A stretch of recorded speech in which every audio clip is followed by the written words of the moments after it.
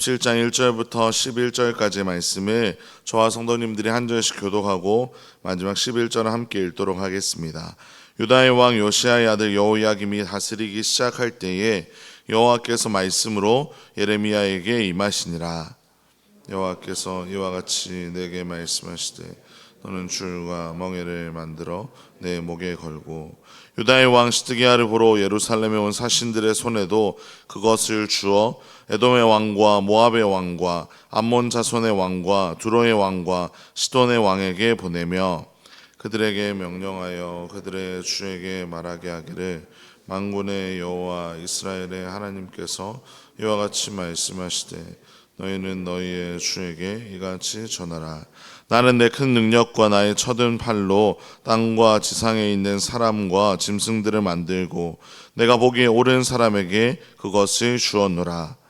이제 내가 이 모든 땅을 내 종 바벨론의 왕 느부갓네살의 손에 주고 또 들짐승들을 그에게 주어서 섬기게 하였나니 모든 나라가 그와 그의 아들과 손자를 그 땅에 기한이 이르기까지 섬기리라. 또한 많은 나라들과 큰 왕들이 그 자신을 섬기리라. 여호와의 말씀이니라. 바벨론의 왕 느부갓네살을 섬기지 아니하며 그 목으로 바벨론의 왕의 멍에를 맺지 않은 백성과 나라는 내가 그들이 멸망하기까지 칼과 기근과 전염병으로 그 민족을 벌하리라. 너희는 너희 선지자나 복술가나 꿈꾸는 자나 술사나 요술자가 이르기를 너희가 바벨론의 왕을 섬기게 되지 아니하리라 하여도 너희는 듣지 말라. 그들은 너희에게 거짓을 예언하여 너희가 너희 땅에서 멀리 떠나게 하며 또 내가 너희를 몰아내게 하며 너희를 멸망하게 하느니라. 함께 읽겠습니다. 그러나 그 목으로 바벨론의 왕의 멍에를 메고 그를 섬기는 나라는 내가 그들을 그 땅에 머물러 밭을 갈며 거기서 살게 하리라 하셨다 하라. 여호와의 말씀이니라 하시니라. 아멘. 다시 한번 하나님께서는 예레미야에게 하나님의 말씀을 허락해 주셨습니다. 그런데 그 내용이 조금 특이합니다.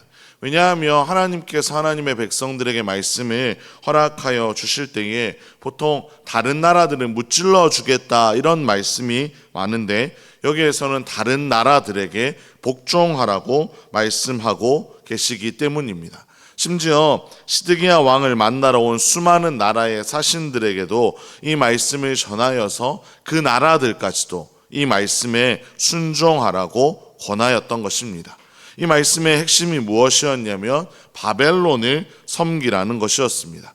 심지어 8절에 보시면 바벨론을 제대로 섬기지 않고 반역하는 이들이 있다면 그런 민족들이 멸망하기까지 칼과 기근과 전염병으로 벌하시겠다고 말씀하셨던 것입니다. 나아가 바벨론을 섬기지 않아도 된다고 혹은 바벨론을 섬기면 안 된다고 이야기하는 선지자나 복술가나 꿈꾸는 자나 술사나 요술자가 있더라도 절대로 그들의 말을 듣지 말라고 하나님은 강력하게 경고하셨습니다. 하나님께서는 왜 이런 명령을 주셨을까요? 그 이유는 하나님께서 바벨론을 하나님의 도구로 사용하기로 결정하셨기 때문입니다. 하나님의 뜻과 다르게 살아가는 수많은 민족들을 다스리기 위해서 바벨론을 느부갓네살을 사용하시기로 결정하셨기 때문입니다. 물론 바벨론이 늘 바른 길을 하나님이 기뻐하시는 길을 살아가고 있었기 때문은 아닙니다. 그렇기 때문에 7절에 보시면 바벨론도 언젠가 망하고 느부갓네살도 언젠가 망할 것이라고 하나님은 예고해 주셨습니다. 성도 여러분, 하나님께서 느부갓네살을 통해 바벨론을 통해 하나님의 뜻을 이루기로 작정하셨기 때문에 그 누구도 이 하나님의 뜻 앞에서 반기를 들어서는 안 됩니다. 아무리 내 생각이 그럴듯해 보이고 내 생각대로 하면 성공할 것 같아도 결코 하나님이 원하시지 않는 하나님의 뜻과 다른 시도를 해서는 안 되는 것입니다.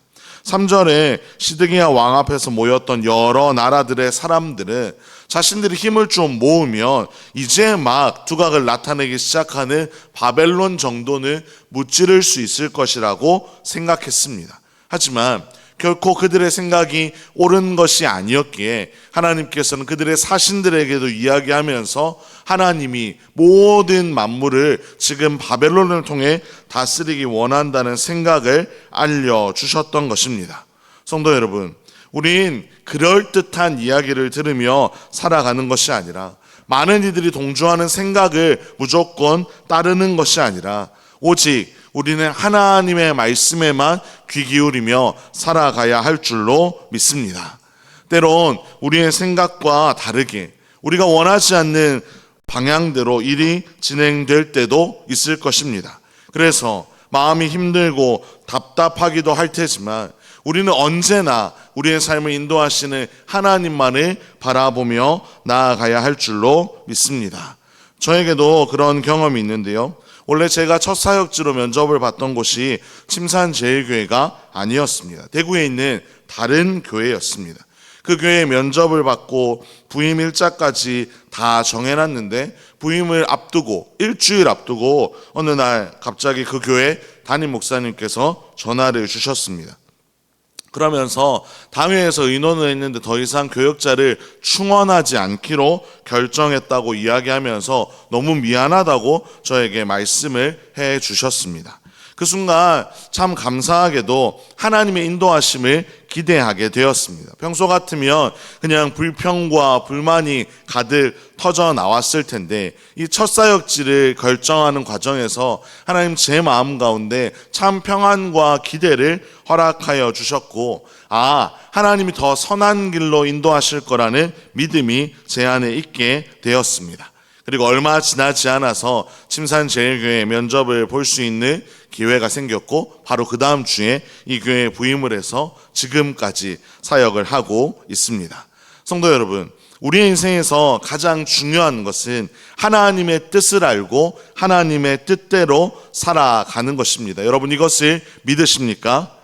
오늘 본문에서 도대체 이해할 수 없는 하나님의 명령에도 묵묵히 순종하며 그 말씀대로 선포하며 나아갔던 예레미야처럼 우리의 삶을 우리는 다 알 수도 상상할 수도 없는 방법으로 이끌어 가시는 그 하나님만을 바라보며 그 하나님만을 붙들고 나아가기를 간절히 소망합니다. 그릇된 것들이 우리의 마음을 빼앗고 유혹할 때도 있겠지만, 그때마다 하나님 앞으로 돌아가서 하나님의 놀라운 뜻을 발견하고 그 뜻 앞에 바르게 순종하며 살아가는 저와 여러분의 복된 삶이 되기를 주님의 이름으로 축원합니다. 기도하겠습니다. 하나님 아버지, 오늘도 하나님의 말씀으로 이 하루를 시작하게 하심에 감사를 드립니다.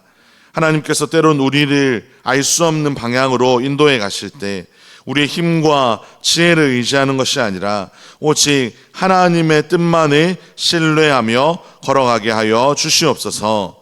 세상 모든 만물에 하나님께서 주관하고 계심을 기억하게 하셔서 어떠한 순간에도 우리의 삶을 세밀하게 인도하시는 하나님 안에서 참 평안을 누리게 하여 주시옵소서. 세상의 소리가 나를 지배하지 않게 하시고 나의 욕심이 나를 이끌어가지 않도록 성령의 충만함으로 늘 함께하여 주시옵소서. 이 모든 말씀 우리 주 예수 그리스도의 이름으로 기도합니다. 아멘. 교회